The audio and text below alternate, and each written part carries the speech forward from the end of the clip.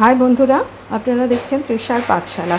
তৃষার পাকশালাতে আজকে আমি দেখাচ্ছি আপনাদের একটা পোস্ত পোড়ার রেসিপি। এটা বাঙালির একটা পুরনো খাবার। যেটা করতে কি লাগছে কাঁচা লঙ্কা আর নুন দিয়ে পেস্ট করা, মিক্সিতে পেস্ট করেছি আমি পোস্ত বাটা। তারপরে লাগছে একটা কলা পাতা, নুন, তেল, কাঁচা লঙ্কা, কুচি কাঁচা লঙ্কা এবং চেরা কাঁচা লঙ্কা। আপনারা এটা পেঁয়াজ দিয়েও করতে পারেন। আমার আজকে নিরামিষ বলে আমি নিরামিষ মতেই দেখালাম।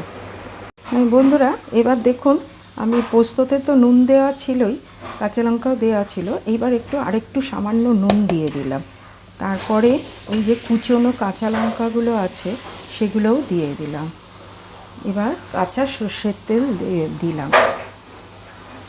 দেখুন, কাঁচা সর্ষের তেল দিয়ে এবার আমি নাড়াচাড়া করে মেখে নেব।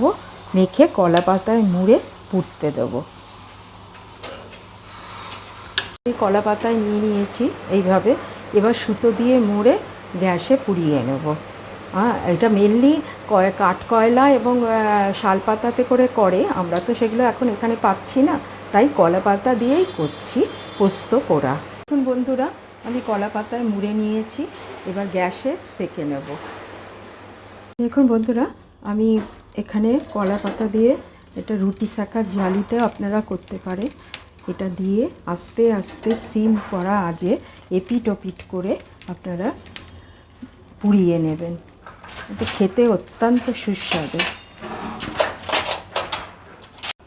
দেখুন বন্ধুরা, আমি ওপিটটা উল্টে নিয়েছি। তৃষার পাকশালাকে আপনারা সাবস্ক্রাইব করতে ভুলবেন না। লাইক কমেন্ট অতি অবশ্যই আমাকে অনুপ্রেরণা দেয় এগিয়ে নিয়ে যেতে।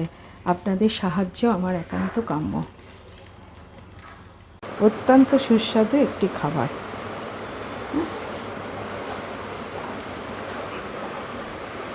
আপনারা তৃষার পাকশালাকে লাইক কমেন্ট সাবস্ক্রাইব করতে ভুলবেন না। দেখুন